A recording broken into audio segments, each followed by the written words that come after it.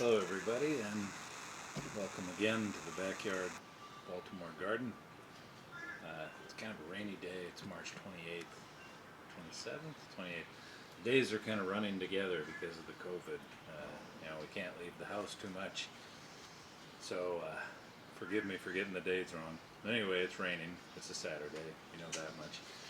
I just wanted to give you a little quick tutorial on how to do something that's kind of interesting. I've got this pipe here. I got a piece of 4-inch PVC pipe out the Ace Hardware down the street, and what I'm doing is making a vertical planter out of it. Okay, so all these are is just, I actually heat up the outside of the PVC using just a little LPG torch like you see here, and I use a beer bottle and I stuff it in there and make these little holes that I'll actually be able to plant things in after I fill it with soil. A couple things to note before we keep going. I do put an end cap on one end, and I drill a bunch of holes in it because when this thing is sitting upright, I want water to be able to drain out. Okay, I don't want that intact, because then water could sit there, and if you have water actually sitting and it actually backs up, that's worse for your roots than almost not enough water. So anyway, I want to keep that open so that drains out. And I'm just going to show you quickly how I did this. I took just a normal, handsaw, and I cut roughly 3-inch. Well, I'll tell you how I started. I started along, each one of these is laser printed with a marking, and that goes straight up the side of the pipe. And what I did was I marked 6 inches, 6 inches, 6 inches, 6 inches, and I make a cut, as you see here, that's about 3 inches wide. That's probably a little too wide, but I'm trying to be generous, and I'll explain why. Anyway, I do cut every 6 inches, and then all I do is turn it so that I can see the slits, and I actually make a cut offset so that I have 6 inches on this side and then 3 inches up, but on a diagonal I have the next one. Okay, so that way I don't have my plants growing too much into one another.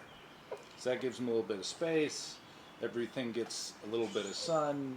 It's worked so far. It's working so far. Now I did 6 inches, and I plan to put chard and rape. I keep calling it rape. I'm sorry. I worked in Africa for a number of years. Sometimes I'll refer to kale as rape because that's what generally we ate in Africa when we were working there. We're going to have kale, chard, and maybe some spinach in here. We've got some Japanese spinach that supposedly grows very big.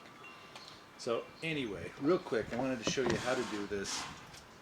You want to light your torch. Do this outside too. Don't do this inside for obvious reasons. You'll smoke up your house and make your life miserable. But you want to be, I hope you can see this with the camera. Turn it. You want to ensure, I'll just give it a wipe with my hand to get those beads off.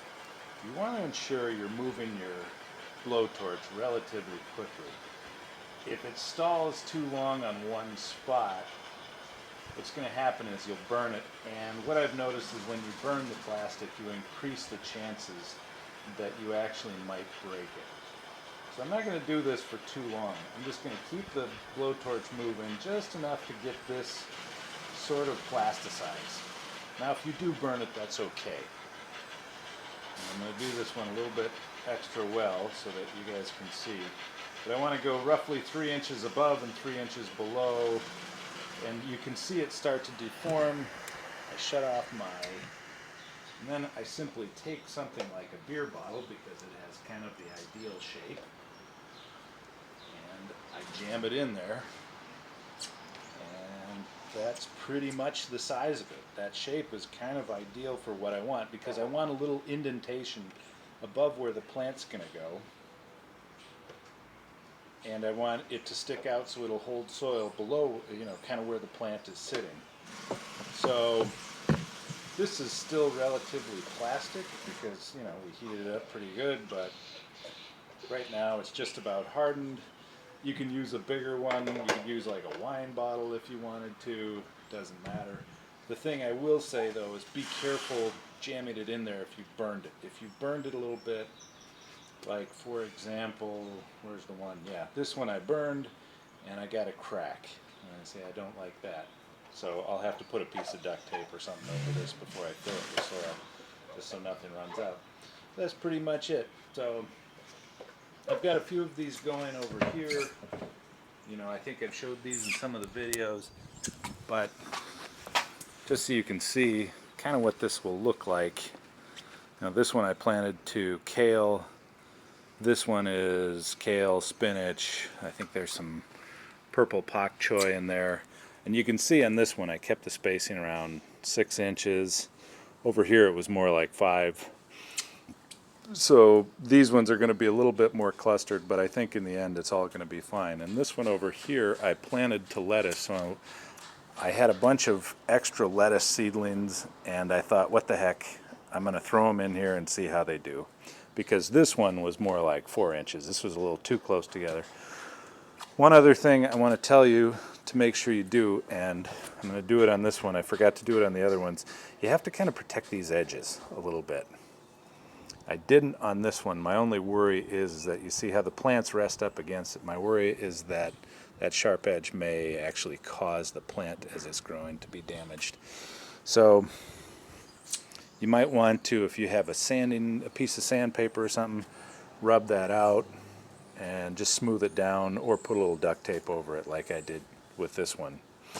The other thing I did was I painted these guys brown so they look a little bit more natural. Unfortunately, I didn't get enough, and I don't have any more brown spray paint. So these ones look white. So, you know, I guess form will follow function or something like that. Something John Stuart Mills wrote. So anyway, all right. Well, anyway, as usual, I want to say thank you. Stay well, stay healthy, stay positive.